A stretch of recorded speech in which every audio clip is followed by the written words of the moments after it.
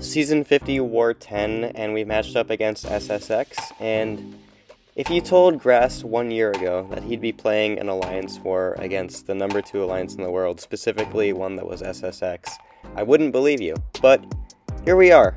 We are currently in the top 10, which is pretty magical for us, because this is the first season where we made a Masters push, and we somehow made top 10 already, and this is about to be a very, very, very difficult war. In my opinion, aTtAcKeR has the best defense out of all the alliances in Masters. So this is going to be a hard one. And there was a lot of talk going into this one that aTtAcKeR just had easy matchmaking, and there were a lot of people saying that this war was just already over before it started, and I don't really think that's fair. We worked hard to make this top 10.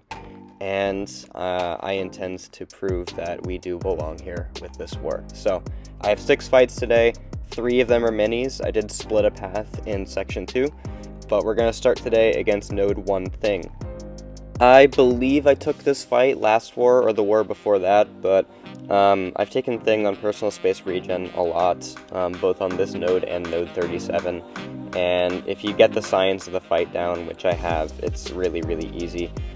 With Tigra at least, because you have her neutralized to handle both his unstoppable and the regen from the node. So all you need to do is just never let the neutralize fall off when he's at 15 and then hit him, because the unstoppable will trigger before the neutralize will. If you don't do that, you never have to worry about any of the buffs, and the Thing is basically a potato. So he's going to go down in like 45 seconds. So yeah, really easy Tigra fight. Even with the amount of physical resist he gets, you just control his buffs, and then there's nothing you can do about it. So, alright, next up we're fighting Spider-Ham on Node 10, and this is the first bUlLsEyE fight of the war. I have 3 bUlLsEyE fights, 2 of them are mini-bosses, and bUlLsEyE, while he is a slow aTtAcKeR, is actually one of the best aTtAcKERs this season, and that is just because of how easy his access of building clarity is, and also the ability of him not being able to miss. So, firstly, we power start 1, throw an SP1, gain a true accuracy, and just like that, we cannot be auto-blocked or evade because of the true accuracy. So, even though I got unfazed and Ham was able to block my SP1, that's okay, because we still have the true accuracy, so now we use that to get an easy clarity, and we are all set for the rest of the fight.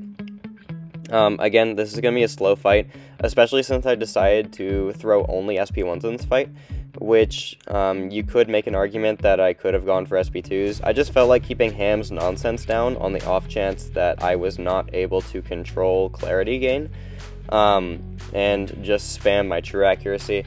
I felt that was the correct decision, rather than going for SP2s to make the fight faster. Just spam SP1s to keep the fight safer, and that's basically just the way I go about this fight. Again, bUlLsEye's not the fastest, but this fight would be faster if I went SP2s.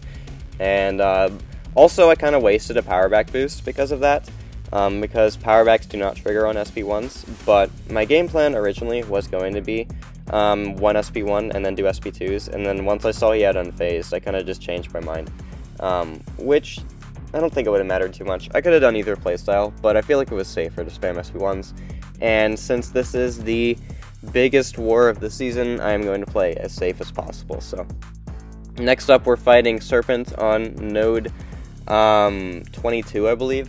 And this is a fight we're taking with Kushala. I do think Kushala is the best counter to this fight, because Kushala can block unblockable attacks whenever she has the blue blessing up. So as long as you can get it up initially before the unblockable triggers, as long as you can keep it up, then you're chilling, and you have it for the rest of the fight. So here, I was unable to parry the attacks on a special attack just because I didn't know the timing perfectly, I guess. I've been able to parry that before, I just was early, and there I got the parry. So I said this like after I came out the fight, but this is legitimately the fastest Serpent kill I've ever had. She just killed him so fast. It was really funny, and I think once he started getting into death immunity, I started to panic because of his power going up so fast. And I was definitely worried about being able to kill him before he went red. And then he throws his SP2, and I'm like looking at my blue spells, I'm like, wait, they're about to fall off, oh no. oh yeah, he's just gonna die. So, that was legitimately the fastest Serpent I think I've ever taken down, which is pretty funny. Anyway, next up we're fighting Prowler on node 41, and I am maxing out the boosts for this one, just because it's the biggest war of the season. I'm going to max out my boosts, and I'm going to use all the greater boosts for this Prowler. Although powerbacks do not matter for this fight, they will matter for the next bUlLsEyE fight I have, so we're going to activate them anyway. Because Prowler will power lock me, I also messed up the SP1 there, but on the bright side, bUlLsEye's true accuracy is on activation, so I don't need to worry about not being able to build clarity too well, because even though it goes into his block, I still don't have to worry about unblockable while I have the true accuracy active, so we're chilling. So yeah, Prowler will power lock me when I throw special attacks, so powerbacks will not matter, but again, I'm activating them for the next fight anyway, so there I forgot about Bubble Shield, but it's okay. The reason bUlLsEyE is good for this fight is just because you will get rooted so much in this fight if you do not have a way to counter miss, because Prowler will not let you punish his special attacks when he falters you after them, and just because of the fact that bUlLsEyE can, just makes it a really good assignment here. And even though I am going to still get rooted a lot, it's significantly less than most other characters. You could send a Gladiator here, maybe, but I still really like the idea of bUlLsEyE for this fight. So, that's what we ended up going with. Like there, if I didn't have a miss counter, I would have definitely gotten rooted at the end of that special attack. And while Prowler is bleed immune, it does make my damage less, especially since bUlLsEyE doesn't hit very hard to begin with. But still, it's okay. And also, before someone comments about me not evading into my SP2 to gain the Fury, I was never going to go about that in my head, just because, one, Prowler's mediums cannot be evaded, and two, if he gets a pursuit from his SP1, then he can't be evaded at all. So I just never was going into the fight with that in mind. I was just going to throw SP2s and chill. Also, the red numbers are not bleeds. Those are from my Black Panther relic, which is a very, very good relic for bUlLsEyE, by the way. If you are looking for a relic for bUlLsEyE, I have a maxed out 5-star Black Panther relic, and it helps him out a good bit, so. Alright, next up is going to be Mysterio on node 47, and this was the mini I was worried about the least this war, just because bUlLsEyE just hard counters this fight, because since he can't miss, that means I can freely push Mysterio to SP2s, and I also never have to worry about the node that makes me miss. I don't remember exactly what it's called, but whatever node makes me miss, I don't have to worry about it with bUlLsEyE, so that's really cool. I will be baiting SP1s early in this fight, which I shouldn't be doing. I changed my game plan kind of mid-fight to baiting SP2s. It was just a mistake. Like there, I actually threw a light to try to get him to hold block, but he threw the special. But that's okay. I'm not going to bait any more SP1s, I believe. Maybe one more he does throw. But at this point, I changed my game plan to push him to SP2s. Yeah, I think that's the last SP1 he's going to throw in this fight. So I'm going to dash in just to give myself a little bit of distance. Okay, he throws another SP1. Holy crap, I thought we were done with this. Okay, that is the last SP1 Mysterio throws. I'm going to go for SP2s from here on out. And this is where power backs are actually really nice. You see me get a good chunk of power back from the SP2. Now, Mysterio's power drain from his SP2 is going to be kind of annoying, but we also counter the miss portion of it, so I don't really care. I'm going for an SP1 there just because I knew the power drain was going to take away a lot of my power anyway, so I just went for a special attack.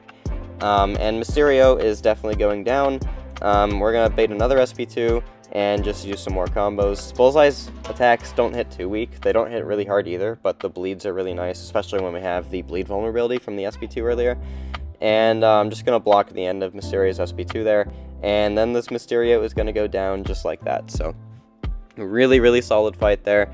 bUlLsEye completely hard counters that fight, basically. I just baited a bit more SP1s than I needed to and should have, so.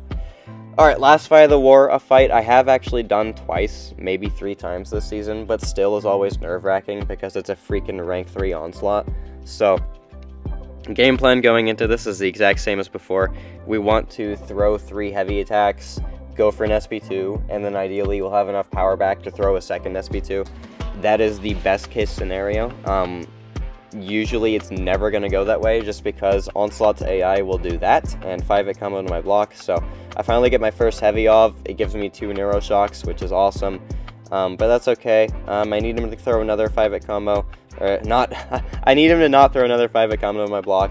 And here I just throw the SP2 because I knew another heavy attack would have given me too much power. That's okay. We got rid of his crush charge with it, and we can just go for another SP2 right here. I was a little bit worried about my senses starting to fall off, but he's also almost dead. We're going to go for an SP1, refresh a sense, and that's going to do the killing blow anyway. So that is my war. 6 fights. Again, I did path split, so that's why. I could have taken a dust on node 31 with Tigra, but we thought it was safer just to send Viv on a path split. So we did lose the war quite bad. Some of the deaths we put up don't count. It's more like 4 to 14 instead of 4 to 18. But yeah, disappointing loss, but we just wanted to keep this one close. We never came in with expectations of winning this one, and we didn't keep it too close, but it's okay.